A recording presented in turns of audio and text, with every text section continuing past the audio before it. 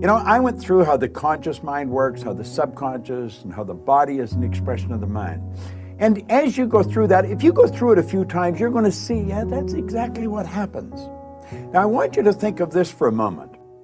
When you impress an idea upon your subconscious mind, that alters the vibration of this instrument we call our body. See, our body is a molecular structure. Really what it is. It's a mass of energy in a very high speed of vibration.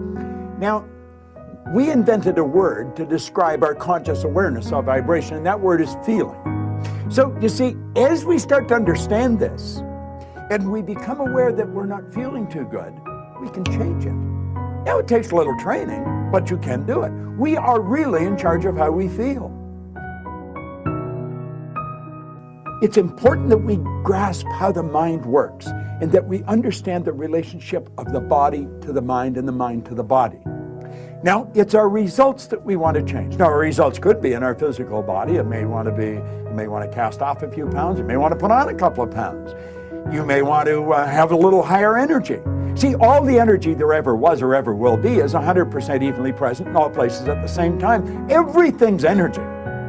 You know, you'll hear people say, where does he get all the energy? Where does she get all the... Nobody gets energy. Everybody releases energy. Now, the conscious mind has the ability to choose thoughts. Those thoughts turn into pictures. We turn the pictures over to the subconscious mind, and then the subconscious mind expresses the action. All right? Now, what is the problem? Remember, we said the subconscious mind had no ability to reject.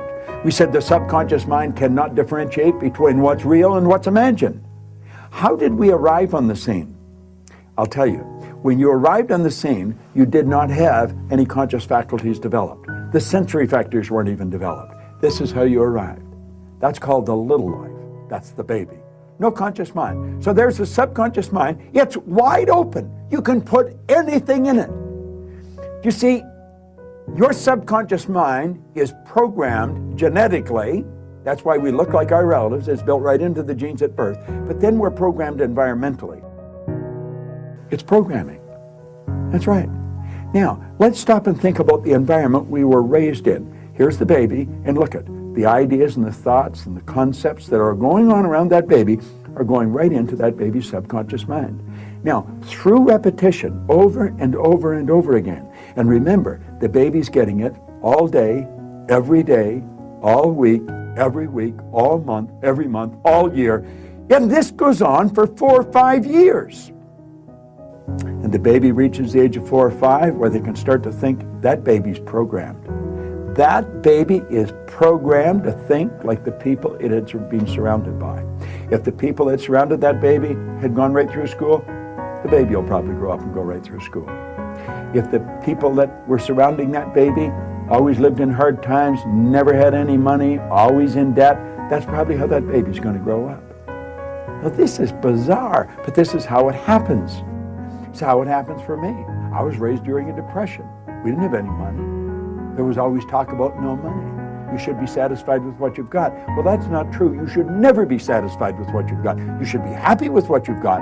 Dissatisfaction is actually a creative state. So here we have now a baby that has been programmed. Now, let's take and think for a moment. What happens when that baby starts to think for itself? Now think of this. The paradigm controls the vibration. The vibration controls the action which produces the result. Now here we go. Here you got the baby with the paradigm, and the conscious faculties have developed. They have the ability to think. There's a power flowing into them. What are they going to think? They're going to think thoughts that are in harmony with that paradigm. That paradigm is nothing but a multitude of habits. A habit is an idea that's been programmed into the subconscious mind over and over and over again.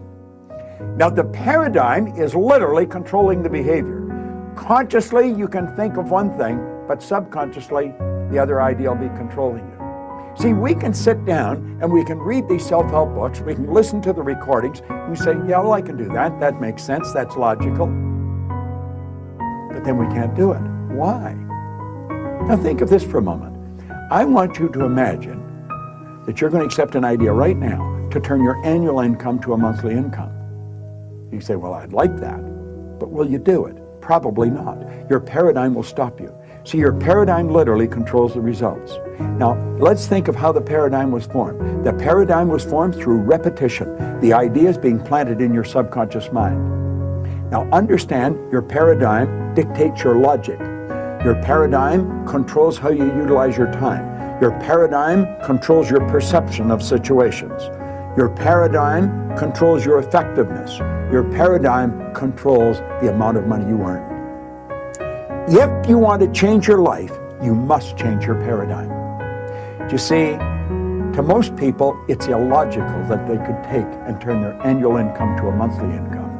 But if you follow our teachings, we'll show you exactly how to do that. We'll show you how to accomplish anything you want to accomplish, because what we're focused on is showing you how to change the paradigm. When the paradigm's changed, your life changes. It's a beautiful concept. It's an absolutely phenomenal concept. Now you know why you're getting the results you're getting. It has nothing to do with your intellect. Your intellect, you can figure out how to do things. That doesn't mean you're going to do them. You'll hear people say, I believe that, but their behavior would indicate they've never even heard of it. Why? We believe something on a conscious level. On a subconscious level, the paradigm believes something else. There's a word called praxis. Praxis is the integration of belief with behavior. We've got to take the beliefs that we have consciously, that we determine by thinking, and plant them in the place of the old belief. See, I used to believe that I couldn't do anything better than I was doing. I felt fortunate that I was on the fire department. The idea of building a company that operated all around the world, furthest thing from my mind. But you know something? As I changed my paradigm, my whole world changed. That's what we do. That's what it's all about. You've got to change your paradigm if you want to change your life. Now, you can study all you want. If you don't gain an understanding how to alter that program, and that's what the paradigm is, it's a program. It's a multitude of concepts that are fixed in your subconscious mind that literally control your behavior. It's a beautiful concept to understand.